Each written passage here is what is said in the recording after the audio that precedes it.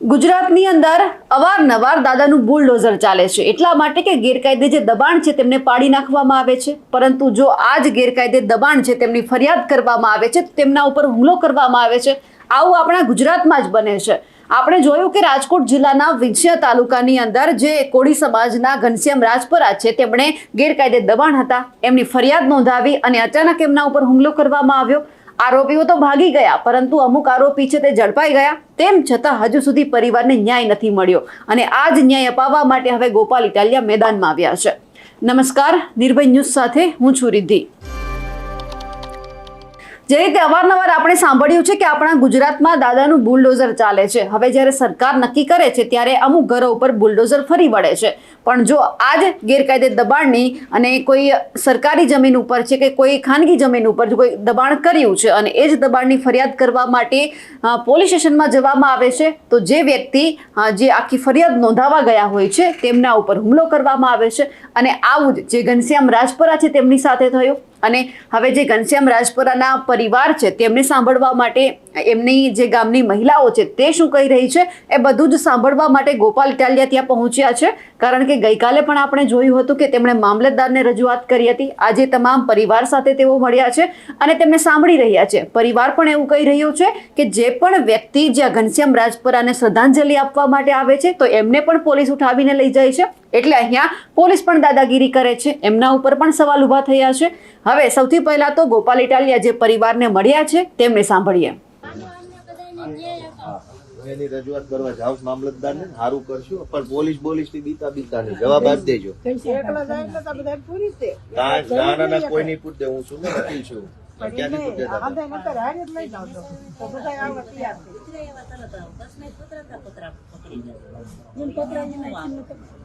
નો પકડાય એટલે એની જોડે આપણે કાર્યવાહી કરીશું કોર્ટમાં।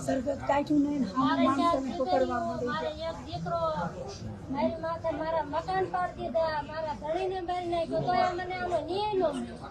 મારે ન્યાય, અમને બધાને ન્યાય અપાવો। મારી પાસે જેટલા પૂરા બધા નિર્દોષ હા તો નિર્દોષ મારે અમારી ન્યાય છે। ના ના કાંઈ એનાથી બીવાની જરૂર નથી, તમારે હાજરી કહી દો બે શબ્દો, કાંઈ બીવાની જરૂર નથી। આપણું ઘર છે, આપણું ગામ છે, જે પકડે છે કોને ક્યાં પકડવા છે?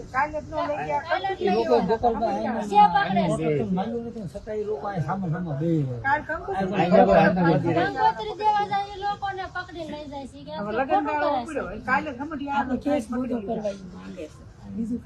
તમે કાંઈ ઉપાધિ ચિંતા કરતા નહીં, એનાથી કાંઈ બીવાની જરૂર નથી। જાવશું મામલતદાર પાસે, રજૂઆત કરશું તો એ સડી બેસે। મારું મોટરસાયકલ હોય તો એ પૂછ દીધું। બરાબર, તમારું છે ઘનશ્યામભાઈ નું? તો એનું આપણે ભાઈ તસ્વીનભાઈ તમે મળો સાહેબ ને, અને ઘનશ્યામભાઈ મોટરસાયકલ પાછું લઈ લો। એ તો જે હયાત જ નથી, ગાડી ક્યાં પકડી? મારે નાનો મોટો નવ માળી આવવાની ગાડી હોય, લેન લાવી મારે અમારી ગાડી તો આવે હા મારું મોટરસાયકલ થી ધરપકે થઈ તેજું નું મારી પાસે પૂછ દીધું। બરાબર, સારું હાલો એની વાત કરીએ।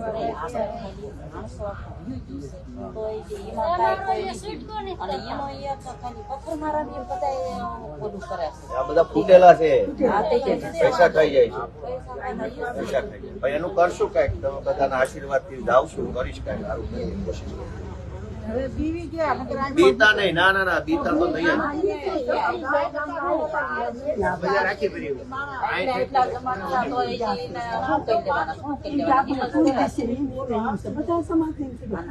ના ના ના ના ના ના, કોઈ કઈ પીવાની જરૂર નથી। હવે તમારે જો આપણે ત્યારે માણસો કેટલા હતું, અત્યારે આપણે દાશું તો આપણે યાર કોઈ નહીં જોડાય, બહુ માણસો હતું।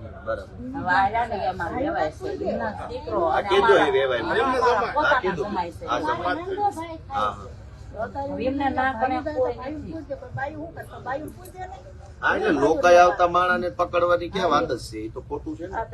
મોટા મોટા વકીલ આવે ને બધા સંસ્થા કરે છે, આપણે એમ થાય કે આપણે ઘરમાં બધું લઈને કે તમે આ લાશ સંભાળ લો, હવે એ લાશ આપણે સંભાળી આપણે કોઈ ના ના ના ના, હવે આપણે બધું એમ થાય ઉપાડી લીધી પબ્લિક કેટલું ઉપાડ્યા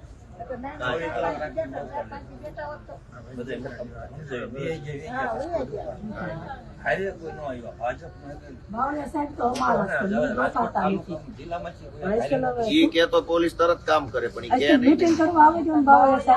જ્યારે જેલમાં પુરાણા ને ત્યારે એની જજની મીટિંગ થઈ હતી. મીટિંગમાં હું ગોતી ગઈ હતી. એની માનતા કરી. મેં મારા એક ફોન એક ડોયલી માને મૂકી ને 10 જમણમાં જો બાવળિયા સાહેબ છૂટી જાય તો મારા ઘરનો એક ફોન એક મૂકીને હું એને પગે લગાડું તો તારે મારા દીકરાનું સીનું ધ્યાન નથી. એક દી નહીં થયો, એક દી મોઢું નથી બતાવ્યું. એ અમારા છે, અમારો સમાજ છે. કામમાં નો આવે તો હું અમારા હું તમારા. એને શું કરવા છે? સારું તમે બધા આશીર્વાદ આપો, ઉપાધિ નો કરતા, કઈ પોલીસ ની કઈ બીક રાખતા નહીં. ઈ તો ઈ હવે બીવડાવા આવશે, આપણે બીતા નહીં. અમે બધા છીએ, વકીલે હારે છે અને કરવી છે કઈક કાગળિયા. ઈ ભલે એનું કઈ ઉપાધિ નહીં કરવાની, આપણે આમાં ના, કાંઈ વાંધો નહીં. હાલો આશીર્વાદ આપો. જય શ્રી